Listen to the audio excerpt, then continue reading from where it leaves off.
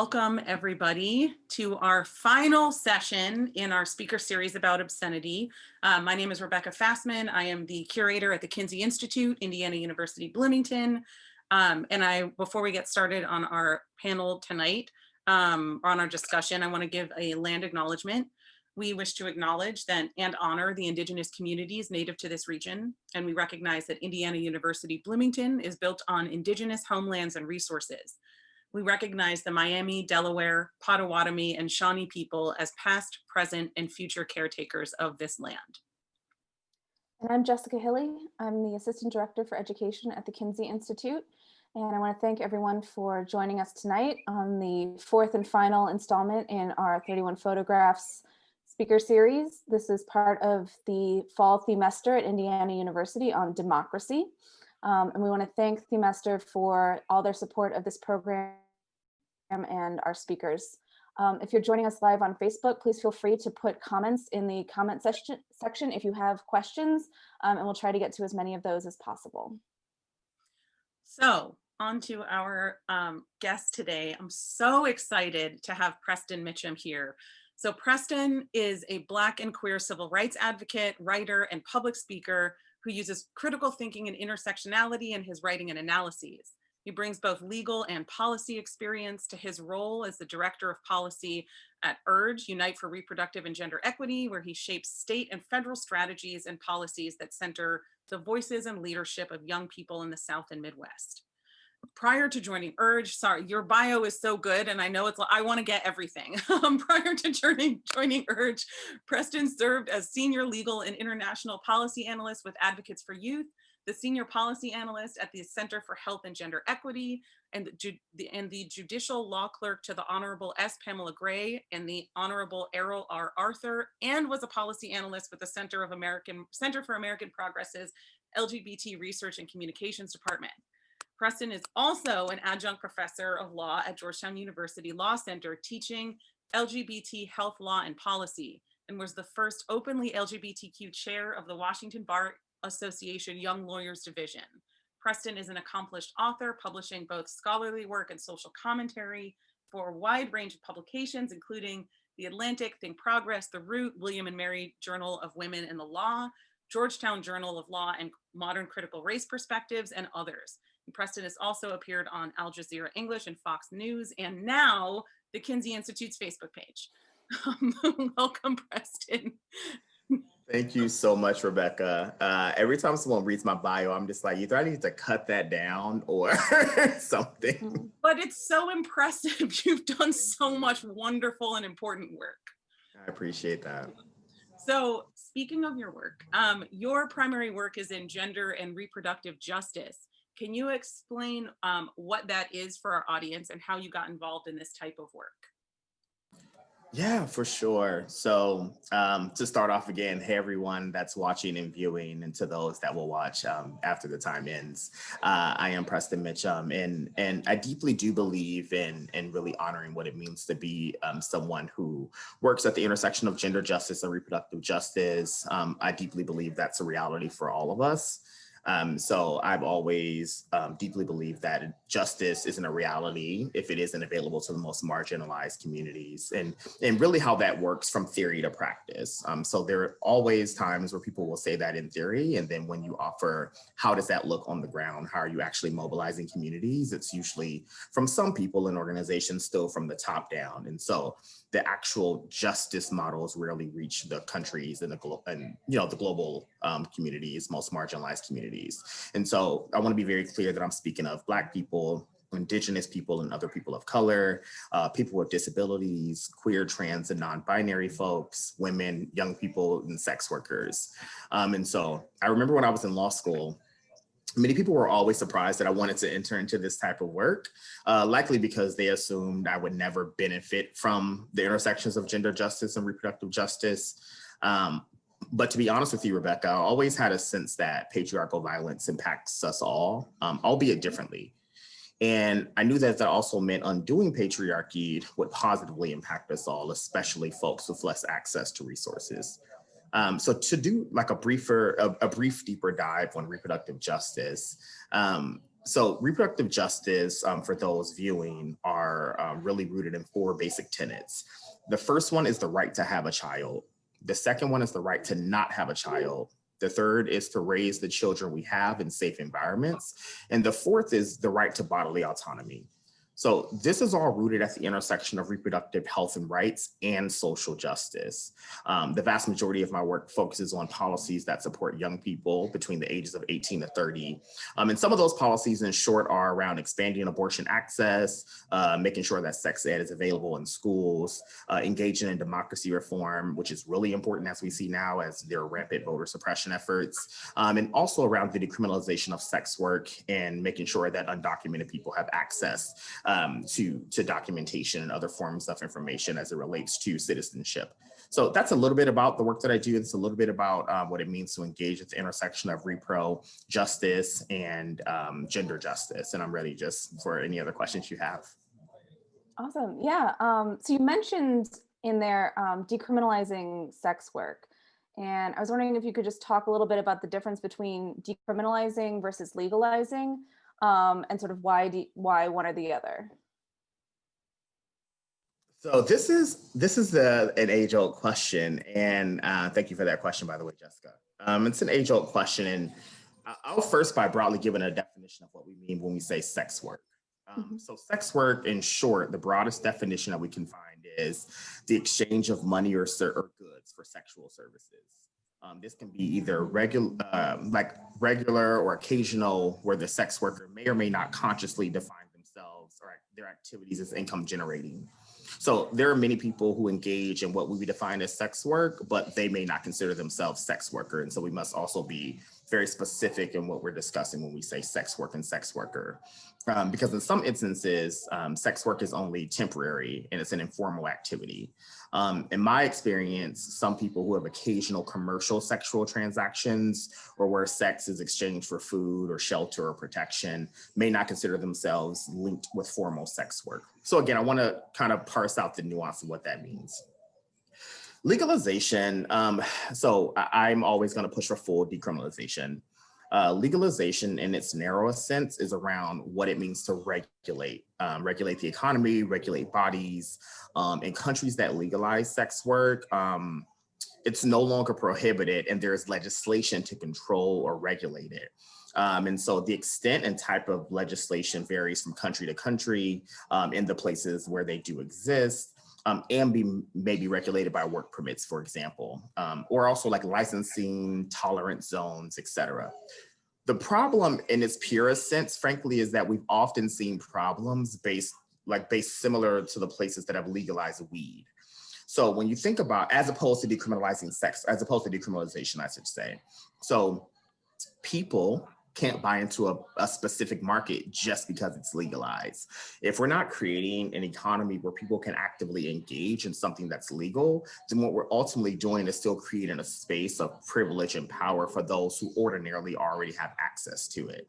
So when people ask me why don't I support legalization efforts versus full decrim, it's because legalization essentially makes it better for those who already have access to some form of system or some form of economy. It makes it easier for them to engage in. Full decriminalization, on the other hand, actually is the removal of criminal penalties for sex work. So, and that's for both the buyer and the seller of sex work. So in countries that have actually decriminalized sex work, which are not that many, frankly, sex workers really receive the same protection and recognition as workers in other industries. So it's really around like the labor industry. So when we actually call it sex work, it's really actually wanting to underscore the importance of labor because it's a form of labor. I want to be very clear there. And so, yeah, in the context of police brutality and anti-Black police violence that occurs globally, we hear, we now know the End SARS movement. We see the deep connections between what's happening globally and what's happening in the United States as far as law enforcement violence among its country's most marginalized communities. It's deeply important to recognize that when you fully decriminalize sex workers have stated that they actually feel more comfortable in at least reporting crimes that occur against them. And there's, again, there are overarching connection between sex work and policing and sex work decrim and police violence. What I'll end on this question is to say that The one thing that's rarely discussed in some communities, particularly among those who don't agree with sex work or those who want to regulate sex work, it is that decriminalizing sex work actually helps improve the health and safety of sex workers. It also helps to destigmatize what it actually means to engage in a sex trade. And that's particularly important in the context of HIV and decriminalization of sex work, where sex workers may be more susceptible to HIV transmission.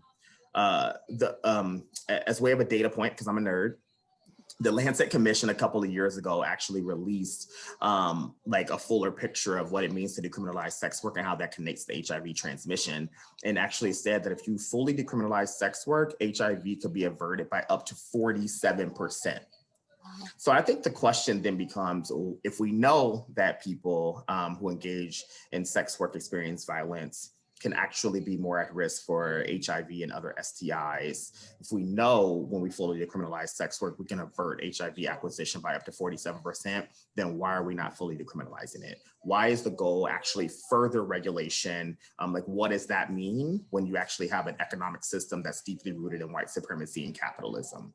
And so again, I would always push people around the full decriminalization of sex work as opposed to legalization, because legalization is just the continuous model that allows people who ordinarily have access to systems to allow them to stay having access, while folks who are marginalized continue to stay away from that and also end up in jail for doing the same activity that others do. Mhm. Right. Thank you. And that, I just want to say as a side note, and we were talking before this, I'm from DC, and was it last year or a year and a half ago, something like that, where there was the DC City Council sort of public forum on last year. We were the first place in the entire country to hold a bill, to hold a hearing on what it means to decriminalize sex work. Yeah, and it was about 17 hours, to be clear. Right. But yeah, I worked from home that day so that I could like listen to it and sort of watch when I wasn't doing other things uninterrupted. And remember at like 6 or 7, I was like, oh, this is still going. And but you were so impressive. And also, like, I think the way that you frame this as really it being more about helping communities that are already multiply marginalized to actually get more power and autonomy and correct this horrific imbalance. Speaking of marginalized communities, I want to talk about SESTA FOSTA a little bit. So the SESTA FOSTA bills were introduced with the intention of combating sex trafficking, but have actually compounded risks for sex workers, particularly Black trans women. And can you talk to us about the origins of this legislation and its real life impact? Of course. So SESTA was introduced in the Senate, and SESTA stands for the Stop Enabling Sex Trafficking Act. The other bill, the companion bill, FOSTA, was on the House side, which is the Fight Online Sex Trafficking Act. So as you noted, the purpose really was to cut down illegal sex trafficking online. But that's not really what happened, frankly. So what happened was with FOSTA and SESTA was that ultimately, it created an exception to what's called Section 230 of the Communications Decency Act. And that means that websites that were responsible, websites would be responsible in ways that they weren't before. So one of the ways that websites would be responsible was that if third parties are found to be posting ads for sex work, or as they often call it, quote unquote, prostitution, that includes sex work, on their platform. So they deemed it overarching to be prostitution. And so they said, if you were posting anything that's related to what we consider prostitution, then you will be found in violation of the Communications Decency Act. The problem with that is, again, it encompassed every form of what they consider prostitution, which included sex work.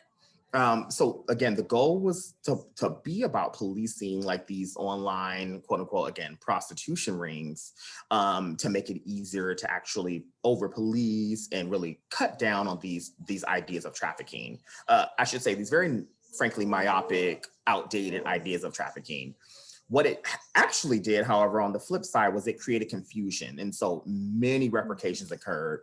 Many people started taking down ads, even ads that actually would not be in violation because they thought they would be in violation. What we saw almost immediately was a harmful impact to sex workers. So again, as I noted, immediately after the passage of Sesta FOSTA in 2018, numerous websites took action to censor or ban parts of their platform. And again, it wasn't because those sites actually were promoting ads for sex workers. It was because they thought it might just be too hard to regulate. So regulate the differences of, whether the government believes something is actually or not sex work versus trafficking. The law also didn't stop trafficking. So even the people who were for Sesta FOSTA, they realized, they were like, well, you know what? Hopefully that's the goal. Hopefully we actually maintain the goal. But instead, what we saw is it increased violence of those who were actually the most marginalized. And we're talking about Black sex workers, trans sex workers who were already poor or engaging in survival sex work. What it also did was it made it easier to censor free speech on small websites. So we also saw these things with Rent Boy, Backpage, among other places. And some of these were places where sex workers could communicate with each other about like, hey, I actually experienced probably a form of violence from another sex worker, from a John, for example, or a buyer. Please don't actually engage in this person. But they no longer had that platform to do that. So it actually made them more susceptible to harm and violence. So again, in short, Sesta FOSTA hasn't made sex workers safer. You would rarely find a sex worker that says that. It has only restricted content, which again, brings up the entire conversation that we're having around freedom of speech and restriction interests. Yeah, so you touched on this a little bit, but I was kind of hoping you could expand a little bit on how you respond to the argument that, yes, things can be taken too far, but in some cases we need censorship or we need to regulate expression in a way to protect vulnerable populations, right? Like people, there's a reason it was called an anti-trafficking bill, right? That the idea is to conjure these notions of vulnerable populations that are in need of then protection from the law. So my first genuine question is, who exactly does this censorship and regulation protect? The idea of censorship and regulation is an approach rooted in saviorism. And I think it's important to be clear where these approaches are coming out of. They're usually coming out of white evangelical organizations, or an approach that is actually counter to how certain people live their lives. And so what's happening is a clash. It's people call it culture clashes. I actually think that's a little bit reductive. It's anti-Blackness and racism. And so frankly, it's around like, who are we saving? Who do we believe we're saving? Because usually they're attempting to allegedly protect young people. I have worked with young people the better part of a decade, and I can guarantee you that young people, many are smart enough and intelligent enough to navigate spaces to figure out what information is for them and it's not for them. And if we believe that they're not, certainly the answer should be more information, not less information. And so when I think about this, I think about restricting speech broadly, and censoring and hiding information from young people increases harm to them. It does not decrease it. We do this, and I'll be honest, we do this because we're afraid of having honest conversations with young people. It's why so many, people in this country, I specifically naming in the United States, have sex and pretend they don't. It's always amazing the people who don't discuss sex freely. And I always think about it because I'm just like, if no one was having sex, our STI rate wouldn't keep increasing. So we're obviously engaging in sex. We're just not having like these very honest, real talk conversations around who's engaging, why are they engaging, the ways that we're engaging, among others. And to be honest, it's why the vast majority of schools in the United States don't offer comprehensive sexuality education.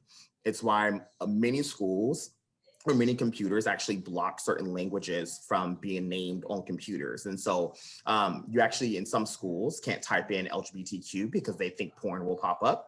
But you can't type in condoms because they believe porn will pop up. You can't type in the word gay or lesbian, et cetera, because they believe porn will pop up. So we're really doing harm for a lot of young people in this country, and not even realize that we're doing it because we believe that we're protecting them. Again, we're protecting them out of this saviorist complex. And to be honest, it's why many of us speak about avoiding or abstaining from sex, and literally about engaging how people can have sex, but in safer ways. So again, censorship and regulations don't make marginalized communities safe. And that's particularly true when the people who are putting restrictions on us don't look like us. So you also can't tell us what is in our best interest. It keeps us confined, it keeps us restricted, it keeps us in a box, but it doesn't allow us to grow. And to be honest, that's an intentional white supremacist design. Mhm. So in this session and today, we've talked a lot about obscenity and the fact that it is not protected by the First Amendment, but the United States Supreme Court has repeatedly ruled that hate speech is legally protected free speech. Do you think that this is backwards, that hate speech should be regulated? Does that factor into your work at all? And if it should be regulated, this is the kicker to me. Who gets to decide? Mhm. Again, I think that is the age-old question. So when we first talk about what is obscenity, I think it's important to kind of note what Supreme Court has defined it as. But first I'll just say one of the major freedoms, of course, guaranteed to us by the First Amendment is freedom of speech and expression. But that's obviously not always true. As we know, our freedoms have restrictions, as you're naming. So again, you can't yell. What we often say is you can't yell fire in a movie theater, right? Like obviously that would create a violation of the First Amendment. But in short, obscenity is a category of speech unprotected by the First Amendment. Those laws are really concerned with prohibiting what's often called like lewd. I think they use the word lascivious, filthy, or disgusting words or pictures. It means nothing. Like it means everything and nothing at the same time. And we know there are some disagreements with what is obscene material and what's the government's role in that regulation. So I'm glad you brought up hate speech because it's interesting that hate speech is understood to be like any kind of communications or speech that's, it can be writing, behavior, or otherwise, that attacks or uses pejoratives of people or discriminatory language, of course. So, we have, hate, and then usually the through line is you can't actually physically engage on your hate speech, right? You can't like engage in a hate crime against someone, but you can say anything that you want to say. I guess it follows the old sticks and stones expression, which we obviously know is not true. But what's also funny to me though is, so people can obviously say historically degrading, insulting, or offensive words against, again, marginalized communities. And this is interesting that we're having this the day after Amy Coney Barrett was confirmed, considering that, she ruled against, the N-word being this thing that actually noted to be workplace harassment. And it's, of course, some nuance to the case and some of the evidentiary burdens, but in short, that is what we're talking about when we're speaking about the Supreme Court and what's considered hate speech, what's considered obscenity. So courts have suggested, and I want to say, like, again, I'm nerding out with con law here, but courts have often suggested this like idea of the marketplace of ideas. In marketplace of ideas, the reason why the court has often decided like freedom of speech and expression interests are pretty much okay. It's because we have this marketplace of ideas where, and again, that's rooted like in an economics view.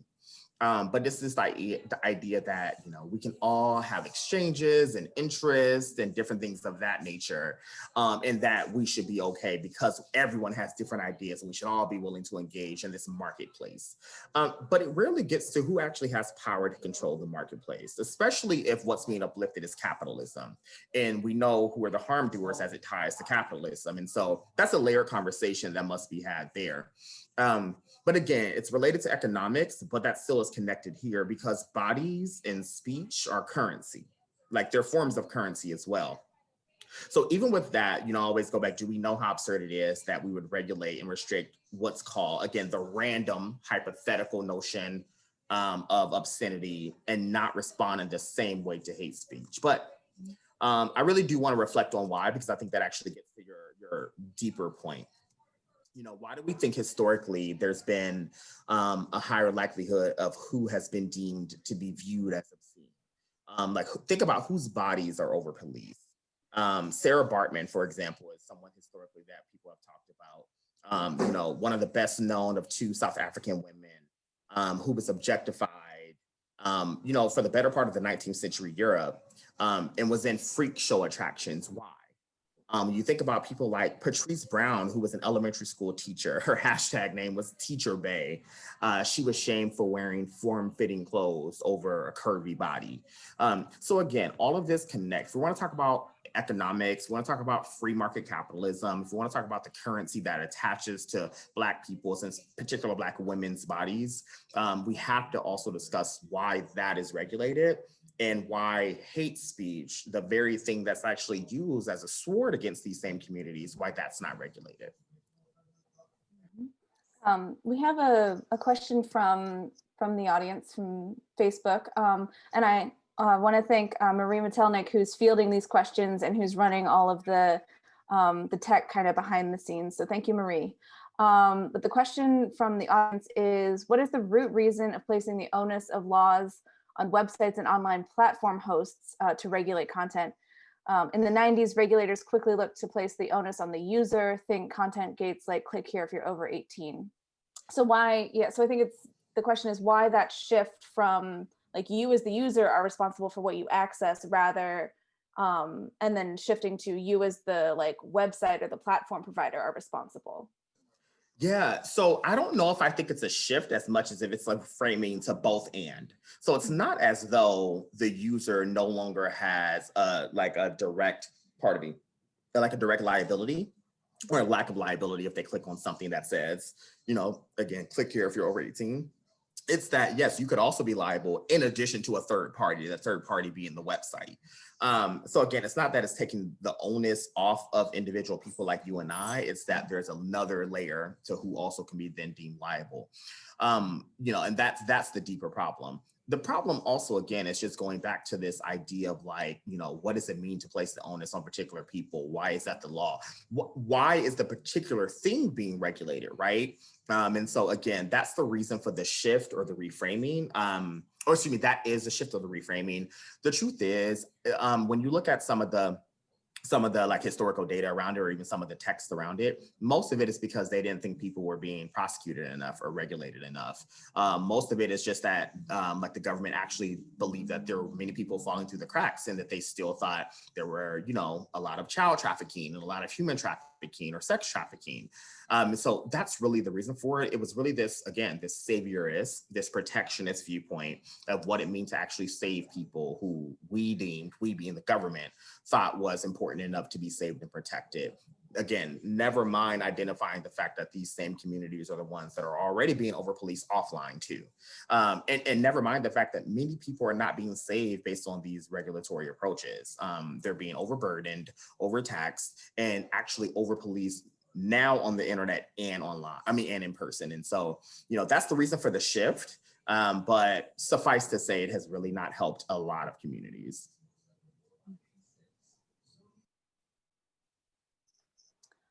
So you mentioned something earlier about how if we're really talking about if the interest is sincere in protecting people, right, then the answer is not increased regulation and suppression of speech, it's more speech, right? So could you talk a little bit more about, you mentioned like comprehensive sex ed.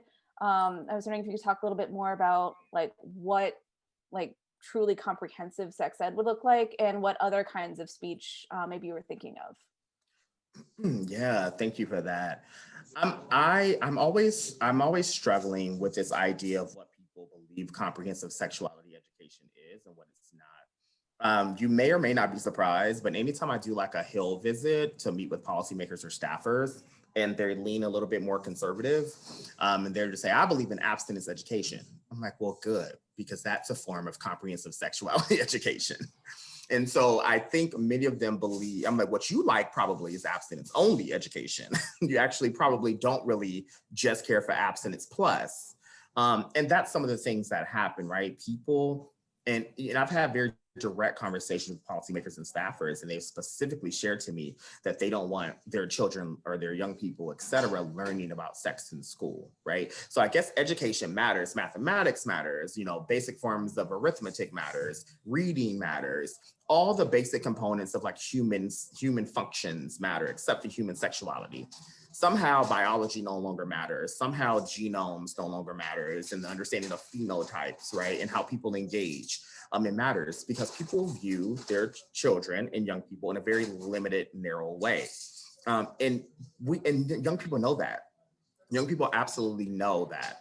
It's why we always say young people are the future. And I mean, when people say that, I'm actually always a little weary because I'm like, young people are now, actually, they're living, breathing, capable human beings who are existing now. And if we're only waiting for them to become adults to believe that they're the future, then again, that's pro-adultism. And we're not honoring the lived experiences of young people. And so, again, when it comes to this particular question around what sex ed means, what comprehensive sex ed means, there's no sex ed without it being medically accurate. There's no, and to talk about that a little bit more, there are actually places, I'll say like crisis pregnancy centers that give misinformation to young people. Many young people believe that they are abortion clinics, and they're not. They actually are inviting young people in under the guise of being an abortion clinic, or at least a provider of some sort, just to give them information to say, basically, hey, you should delay an abortion, or you should find out more information, as if, again, young people aren't capable enough to engage with a guardian or some adult decision maker to help them navigate those conversations in those spaces. While I'm here, I should also say young people under 18 deserve abortion access too, but we can talk about that later. But comprehensive sex ed is medically accurate. It is age appropriate. It's medically necessary. It's LGBTQ plus inclusive and friendly. So there are some curriculum that you, at least they would purport to say that that is comprehensive, but it's not LGBTQ friendly. It doesn't really involve information around trans healthcare or what it means to actually have abortion care for queer and trans people. It's also something when you talk about what it means to have comprehensive sexuality education, it also talks about dating violence and what it means to engage in healthy dating. And so again, comprehensive sex ed it's so comprehensive, and it gets to the root of everything we need to know about human sexuality so people can engage in more informed and safer ways. So again, and I should also say too, that it's culturally sensitive to the point where if you actually have something that's culturally and clinically competent, and that's actually related to sex ed, that means it also should be in multiple languages. So if you have people who only speak Spanish or only one language, and they're a predominant part of the country, and they can't access that curriculum because they don't speak a certain language, then it's actually not comprehensive. And so again, it takes time. It's more time consuming, which a lot of people restrict or at least push back against it, but it is the only real way that we can really be connected as communities and to make sure that young people have access to everything that they need. And so just to follow up on that, because yes to everything, I'm like down here snapping like while you're talking, but I don't want to make noise. I know that the answer to this question is not Indiana. Is anyone doing this well? I'm gonna say no. I will say there are definitely places that are doing it better than others. I hate to give this gold star because I think everywhere can do better, frankly. There are some school districts in California that have done pretty well in making it more comprehensive. And of course, in other places too. A lot of my work focuses on the South and the Midwest. In South and Midwestern United States, so more specifically Ohio, Kansas, Alabama, Georgia, and Texas. And if we want to be like politically colorful, they're usually red and purple states and places that are actually really difficult for young people to navigate, frankly, because of policymakers and other decision makers. But no, there isn't a place that I would say is doing 100% well. Thankfully, we do have federal bills that actually, want to make sure that there is incentives for teachers to be trained and actually engage on sex ed with young people. So one of the bills is the Real Education for Healthy Youth Act. It's been introduced for years at this point, and it's growing as far as the number of sponsors. And so it's introduced in the Senate side by Senator Cory Booker, on the House side by Representative Barbara Lee, who's a representative in California, so that makes sense there. But really engaged on what it means to actually have comprehensive sex ed. How do you actually incentivize and train teachers and other professionals to talk to younger people about sex ed too? So there are federal approaches too that we're really hoping are passed eventually. And then another one that's really important to mention here is called YAS, or in the long form, it's the Youth Access to Sexual Health Services Act. And that really is about like what sexual health services can be provided and what funding streams go to particular programs in the federal government. So interesting. And I should also name that that's actually introduced by Representative Alma Adams in North Carolina. Awesome. And it also, speaking of Texas, there's, I feel like, an added barrier with Texas being, and I know this, a former friend used to write 7th grade science textbooks in Texas, and once it's adopted by a school district in Texas, because the school districts are so big, it generally goes into, it's one of the biggest textbook manufacturer states in the country, and he quit because 7th grade science includes sex ed, and it was an abstinence only, he couldn't write about condoms or anything, and so, yeah. And I was gonna say I don't want to get terribly political, but that's never true about me. So I'll just say that, what's interesting is if people don't have access to information and education, then some things that could look good can really be harmful for them. So I will say at the start of the Trump administration, there were many executive orders pushed through and passed. Though this wasn't an executive order, something that was actually shifted was moving away from abstinence only until marriage programming. So when you look through the federal appropriations, you would no longer really see AOUM, which for those of us who engage in federal policy work, we knew that was automatically like abstinence only until marriage, right? Or that we were gonna want gutted. What was then shifted was to this thing called SRA. And SRA is sexual risk avoidance. So when you actually think about it, that doesn't sound too bad. Like, how do you actually avoid risky, quote unquote, sex, right? And so we're having conversations around what it means to actually mitigate harm and engage in safer sex. But when you really looked at it and all the details and where the rubber met the road, it was the same exact thing as abstinence only until marriage programming. And that was the deepest problem. And so there were many people like in the policy space panicking because they were like, oh, this seems good. What is coming out of the administration? And we're like, oh, it actually is terrible. And of course it's terrible. And it was only related again to this point of the conversation, to sexual expression restrictions and just freedom of restrictions generally, freedom of expression restrictions when it comes to the country's most marginalized communities. And again, this overemphasis of protecting young people, again, without conversations with young people. So we can talk all day about what it means when people propose policies about young people without young people. So, and that happens all the time. Sure. Yeah, I mean, I think that's interesting when we talk about free speech. It's not just about what is said, but who gets to say it, right? So it's actually, I think maybe this would be a good time to maybe talk a little bit more about like whose voices get heard and what it would look like to include young people in conversations about their own health. So what I'll say is oftentimes my experience with young people have led me to conclude that many people who attempt to engage with young people do it solely out of transactional reasons and not substantive relationship building, or not creating leadership pipelines or development for young people to be leaders that we know they already are and can ultimately be. And so we oftentimes invisibilize young people who are already silenced, or at least just there to provide the youth perspective. And many times I would liken it to, diversity and equity and inclusion programs that actually talk about wanting to diversify, but the definition of diversity is rooted in inviting a Black person to a meeting every month.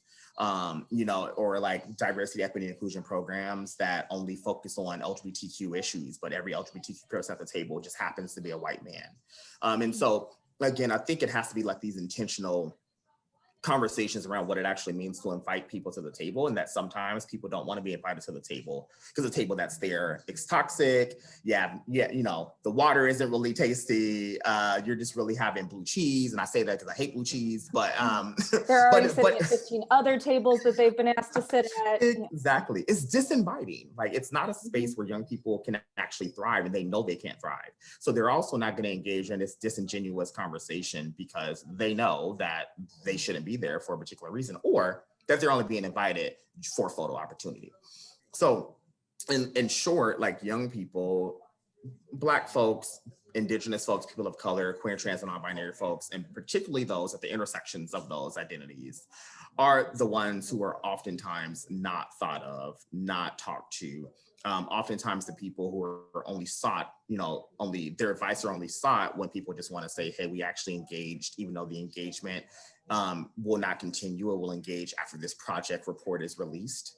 And so, yeah, so those communities, our communities, are the communities that are often left out of these conversations. What that means in terms of your question, though, is who actually gets to set the framing for what we're regulating. Again, when we think about historical context, and we think about the idea of who was invested in drafting things like the Constitution, who were the people who were the Supreme Court justices, right? Recognizing we didn't have, a Black person until a couple of decades ago, the first one on the Supreme Court, never mind the one that's on there now. We didn't really have a first woman again till a couple of decades ago, never mind the one who was just confirmed last night. And so again, these questions are, who are we actually inviting to the table? Who are they representing? And what do we actually mean when we say, this is a diverse space, this is a space that's trying to represent everyone's voices? Because if the only people who decided what obscenity was are white people and are direct descendants of, again, frankly, racist white male landowners, we have a long way to go before we can actually deeply be inclusive of the folks who were never thought of when it comes to the drafting of these laws and policies. Yeah. One thing that is always interesting to me about obscenity is that, and sort of access to pornography, access period, is that rich white people will always have access. It doesn't matter if they get caught or not. They will always have unfettered access. And so those rich white landowners are going to keep doing their rich white landowner thing, while everyone else, the sort of trickle down is that people at like you said, those intersections of marginalized communities especially are going to be the ones that bear the burden of these like very unjust laws. And that's the thing that always happens. Yeah. And then when these same communities push back, we're told to accept what we get. We're told, well, at least people are willing to compromise. And it's like, these aren't compromises. Like, you're accepting people to accept breadcrumbs after, like, literally degrading them, pick the field, right? Pick the arena, pick the ways in which people are being degraded and looked down upon and ostracized and pushed aside. And then we turn around and say, we've had a good couple of years and you should learn to compromise. And you're expecting people to happily receive breadcrumbs as some form of equity or justice. And that's something that's not going to happen, at least it shouldn't happen. And so we need people to be willing to push back against those ideas of like what it finally means to be involved, or what it finally means to have our voices heard. Because for so long we have not. And frankly, we see every day how people are ensuring that we do not. And so, I really appreciate you mentioning that point, because I think that that's something that is not deeply tackled enough, at least not at the institutional level. At the community level, it's talked about often, but when it comes to like what it actually means to engage in change systematically and institutionally, that is sorely missing. I also am wondering if you can talk a little bit. I know we had some questions and we went in a good other direction, but I do want to make sure to ask what the connection is between racial justice and reproductive justice.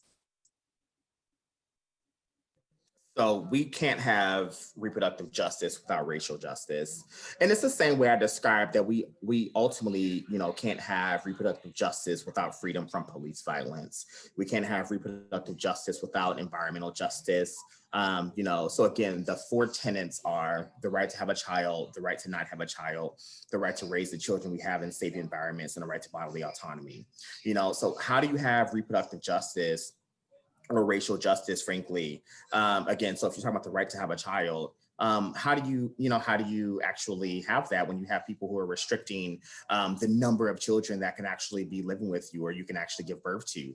The right to not have a child. How do you have reproductive justice or racial justice when people are restricting or putting gestational limits or age restrictions on people's ability to have abortion care? How do you have reproductive justice or racial justice? Again, the right to raise the children we have in safe environments. How do you have that when the police can gun us the moment we walk out of our apartment or building or our house? And again, the right to the bodily autonomy. How do we actually have reproductive justice or racial justice when sex work is criminalized? And we see the statistics of the people who have actually been criminalized as a result of sex work restrictions throughout the entire country. So there's a deep connection between reproductive justice and racial justice. And again, I'm going to go back to what this all means to like obscenity laws too, because obscenity laws are deeply rooted in white supremacy. They're deeply rooted in like anti-Blackness, anti-reproductive health rights and justice. And I want to be very clear about why we actually have the term reproductive justice to maybe even draw the further through line for how this is deeply connected between reproductive justice. So the two RJs, reproductive justice and racial justice. So in 1994, 12 Black women were together at the International Conference on Population and Development in Cairo, Egypt. This was a large gathering for women, mostly cis women, to discuss the state of play of reproductive health rights and justice globally. So again, they were in Cairo, Egypt. When those 12 Black women were talking, they realized when they were in like breakout rooms and having conversations that nothing was discussed around social justice. It was all about things that matter for sure, but not everything that they saw deeply connected into their life. So it was around like contraceptive equity, and of course, related to things like Comstock and like abortion restrictions. And again, things that we know matter to everyone, including Black people. But the data is even true now. When we've done data and surveyed Black, and I'll just mention Black women versus white women, when we've had conversations with white women around like what it means for them to engage in the formal healthcare system or reproductive health and rights, it will be like they would name abortion. They would name things like birth control. They would name those things very explicitly. When you talk to Black women, it became much more nuanced and intricate. It became, I have to feed my children. We have toxins in our water. I need someone to actually, I need like a daycare setting to actually take care of my child because I don't know how I'm gonna work and be able to do that, right? It became much more interconnected and intersectional to the lived experiences. So, and that harkens back to 1994, right? And so if the data is true in 2020, we still see that it was true, obviously, in 1994, where they were like, those issues matter, but not in that way. And so it felt like a white women's conference to many of them. So when they did a deeper dive of what police violence meant, what food security meant, what food justice, or actually having access to clean water and renewable energy, among other things, they were like, this is reproductive health and rights plus social justice. And that's really how we get the concept of reproductive justice. And so again, when we talk about like, what is that intersection and what does it mean? It is like, we cannot have reproductive justice without racial justice. It is virtually impossible. And again, I just want to just very name it, that's true for young people, including young people and young people of color over 18, who deeply understand just how interconnected our lives are and how the identities work together and that they can't exist in a silo. And and I always go back to the statement from our dear loved one, our Black queer scholar Audre Lorde, who once said, "There's no such thing as a single issue struggle because we don't live single issue lives." And never has that ever been true, more than now, and especially more for Black people in this country, who are always realizing that our issues are deeply interconnected and are always realizing that we don't have the privilege of living single issue struggles, because we know that even though I'm queer, I'm Black, and I recognize too that can mean that if I walk down the street, I don't know who I'm going to get harassed by. That can mean I could experience patriarchal violence or law enforcement violence, likely the intersection of the two. That can mean that I'll be degraded. That can mean that I could be accused of sexual assault by white women, and then they'll get away with it, and among other things, right? And so I could belabor, because that's what I love to do. But also, I think it's really important to do a deeper dive of what it actually does mean to have the intersection of repro and racial justice. We need both. It's impossible to have one without the other. Thank you. Absolutely. I think, No, go ahead. sorry, go ahead. No, you go. No, okay. No, I was just thinking about like, coming back to the conversation about like more speech and comprehensive sex ed, that like, none of this is anything if it's not intersectional, right?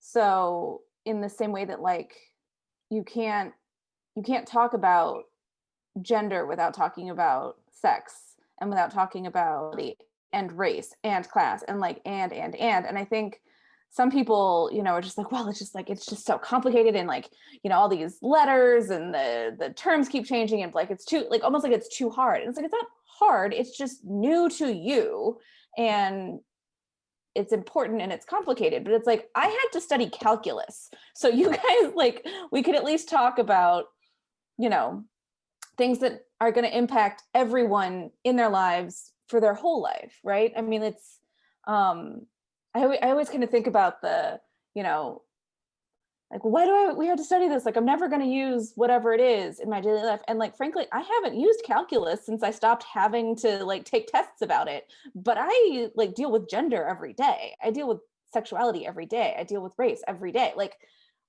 we deal with all of these things all the time. And yet those are the things that we are trying to keep from people, right? The things that matter the most, because they're so deeply connected to, as you've mentioned, to privilege and to power. And if you can keep people out, right? You also mentioned voter suppression earlier, right? Like if you can keep people out, if you can keep voices quiet, then you can keep the people who are already in the room, who are already in these seats of power, can just sort of stay there. Yeah. So I appreciate what you're saying. No, thank you. And again, I think it's just a way to keep people in their places, right? Never in a day would you see someone with power more upset than people who realize they don't have to stay in their place.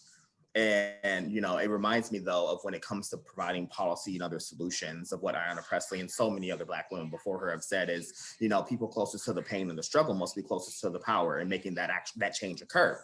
And so that's true when it comes to like organizing communities. That's true when it comes to creating policy proposals and solutions and driving them forward. And that's true when it comes to who has the ability to vote and who elects certain people in office. And so, yeah, to your point, like ultimately all of it boils down to this idea of who has power. So I always say three things when it comes to policy and advocacy work, especially when it comes to training young people. What do you want? So what is the tangible policy thing that you actively want, that you want to engage on, that you want to receive? So what makes your life good and whole and just? And then two is, why do you want it? So again, why do you want that particular policy proposal? Why do you want to push it through? Why do you want to defund the police? Why do you want sex ed? Why do you want abortion care for all? And the third one that becomes a little bit tricky is, who has the power to make it happen? And that's when it becomes really difficult for people. And that's when we start to engage in things called power mapping. So really figuring out like local, state, and federal, who has access to the federal funds, who has access to appropriations, who actually has access to curriculum development around sex ed. And so that's why I always say, I'm always really nervous when people are running for Congress and they always tell me what they're going to do locally, because I'm just like, either you're trying to confuse me or you don't know your job. Because yeah, I'm your constituent, but we got people locally. Like, yeah, and you can provide your funding to incentivize some of the things that they're working on locally, but your job is not that direct local contact. And so maybe that's the school board, maybe that's the city council, maybe that's the mayor, but it's not you. So again, those are the three approaches I always take. And I think it's really important to give young people and people of color, especially those approaches, because it helps us navigate spaces and it helps us to survive in a very murky policy world. And so again, I think it always goes back to your question related to, or your statement related to, again, who are proposing these policies, who are proposing the restrictions, like who are they? Literally, let's name them. Like, what is their gender? What is their race? What is their sexuality? Who do they know? What is their class status, among other things? And we will see they're the same people. We're oftentimes talking about the same people, oppressing the same people. And so, but unfortunately, what oftentimes is, and white supremacy is really good at this. White supremacy is really good at having people, marginalized communities, believe that marginalized communities are their issue. So it's really easy sometimes for like marginalized communities to engage in this infighting, because white supremacy has taught us that there's only so much power that we can extract. White supremacy has taught us that even though they have all the resources, we believe that we're fighting among the resources, right? White supremacy teaches us that every day. And so again, I think, when it comes to engaging these policy proposals and recognizing who oftentimes are the ones who are proposing them, the flip side is think about who oftentimes have not had the privilege to be in those spaces. And so my goal, frankly, is to make sure that those who oftentimes have not had those access to those privileges and those spaces can be trained and developed and nurtured in ways that are going to create like really intense, deeper developments and relationships with their communities, so they can then train other people, right? So this peer-to-peer contact, this trainer of trainer models, that, you give people information and they give people information, right? And that is actually how we'll be better. That's so beautiful, and makes me think of, I'm sorry, I'm going to read a quote, because there's been this quote that has been rattling around in my brain while working on this speaker series and also a workshop that I'm working on. And it's a Franz Fanon quote when he says, from Wretched of the Earth, when he says, "To educate the masses politically cannot mean making a political speech. What it means is to try relentlessly and passionately to teach the masses that everything depends on them, that if we stagnate, it is their responsibility, and that if we go forward, it is due to them. That there's no such thing as a demiurge, that there's no famous man who will take responsibility for everything, but that the demiurge is the people themselves, and the magic hands are finally only the hands of the people." I think about that, especially now when there has been work to do for a very long time, but it feels like especially now we are in a place where, in a time when we need involvement in as many ways as possible. And I see this in a lot of like pressuring people to vote, like voting is the end all be all. Mm-hmm. Not. Yeah, and it can never be. One of my first, interesting that we're having this conversation, 7 days before the election? Because the thing that I oftentimes think about is how often people get frustrated with people who may not be engaged in electoral politics, when usually many of those same people's only entry point into politics or the political arena is every 2 to 4 years. I would much rather make sure that people are engaged year round, doing policy work, engaging in their communities, and yes, voting, of course, as a tool in the toolbox. But I don't want people to ever rest on the idea that voting every 2 or 4 years is going to save us. We need everything. We need to vote. We need to, fill out the census. We need to make sure that we're engaging in community organizing. We need to make sure that we're writing op-eds and meeting with our members of Congress and our state and local legislators. Like, we need all of it. And whenever we create this idea that we only need to do one of those things, we're never going to win. Like, it's impossible to win in that way, because our opponents are engaging in all of the ways. They're engaging in all of the ways. And, in my experience, we usually train people, unfortunately, and I should say in my field, I've noticed that there's usually this training component of like, let's engage in electoral politics or get out the vote because it's really important and everything's going to crash and burn after one election. But it's like, we wouldn't have to do that much pulling and navigating if we were convincing people to engage year round, right? The reason why it's so hard every 2 or 4 years is because we pretend that elections only matter every 2 or 4 years, when really we can create this incentive to keep people connected year round. And that starts with actually educating people on the importance of electoral politics and organizing, and not on shaming them for not engaging in the way that we deemed important for them. Yes. Yeah, absolutely. And I think, I love the way you said that, like, voting is a tool in the toolbox, right? But you need the whole thing if we're gonna like renovate this house, right? And you need to be able to use all the tools and to, you know, bring different kinds of people who are doing different kinds of work together, right? Instead of this, I think like you said, instead of pushing them away, like let's bring people into the work because there's a lot of it to do. So yeah, so like if you're watching and you haven't voted, please go vote and then keep doing things, right? It's like voting is like packing your suitcase, right? It's like, that's great. That's a great first step, but you're not going to get to where you want to go if you don't like get to the, you know, well, we shouldn't be going on airplanes, but like, you know, if you don't like, you know, get on the road and like, you know, actually do the driving or whatever. Like my metaphor is falling apart because of COVID, but you know what I'm trying to say. So No. like you have to pack your suitcase, but like also get on the road and like go places. Yeah, and that's not to undercount the importance of voting, right? Like we all know, well, at least we all should know, I hope, the importance of voting. You know, I just want us to be better and more mindful about how we're actually engaging people, because shame tactics are not a political strategy. And if it is, it's not a long-term one.